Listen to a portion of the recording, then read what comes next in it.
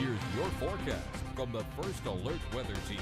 I feel like we had about 10 dogs for your dog walking forecast yesterday. Today we're going solo with Journey, and this was a photo from the 4th of July weekend. So we got the American flag next to Koi Pond, and Journey is interested in koi. Beth, appreciate the photo. Glad to have you guys aboard this morning for a dog walking forecast that has a lot of the same headliners as yesterday. Temperatures taking off, reaching for and likely attaining the 90s in most dog walking routes. So that presents some hot asphalt issues, especially during the peak sun angle times of the day.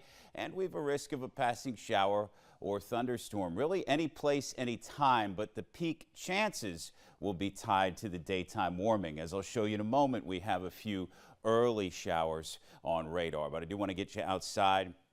In the meantime, the clock just ticking to 5:12, and Oak Island Light is winking at us from across the Intracoastal Waterway from Southport. Oliver's on the Cape Fear. It's your Bob King GMC First Alert Skycam from Southport, one of many locations situated near 80 degrees this morning. We do have some 70s on the map as well. Your First Alert live Doppler radar on your screen right now begs a closer look at some of these downpours wiggling their way up along the Grand Strand and into southwestern Brunswick County. If you are just about to leave home base and that whole base is Shallotte, and maybe you're hooking up with 17 south toward the state line, you're going to run right into a downpour. But they're quick and they're very isolated.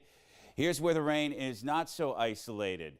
That would be associated with the remnants of Beryl targeting Michigan, among other Midwestern states right now. That's headed to the northeast, as Kim was mentioning last hour. Now, independent of the remnants of Beryl, we have a system going to be digging in between Thursday and Saturday, a chance to grab some much-needed rainfall in a lot of corners of the Cape Fear region. The percentages would favor that, and I also expect more enhanced cloud cover, onshore breezes to temper temperatures a little bit. Rolling back into the 80s as opposed to the 90s. Check out how those 90s come roaring back, though, across the weekend and into next week. A lot of deep 90s for a couple of days there, like Monday and Tuesday, stick out to me. Let's rewind the conversation to today. If you're hitting the beach, keep an eye out for a passing shower or thunder shower. Otherwise, hot on the sand, warm in the surf with a baseline rip current risk at moderate. The tide's coming in the 11 o'clock hour for east and south-facing beaches and offshore. Winds and waves as a baseline just below small craft advisory criteria. Kim, back to you.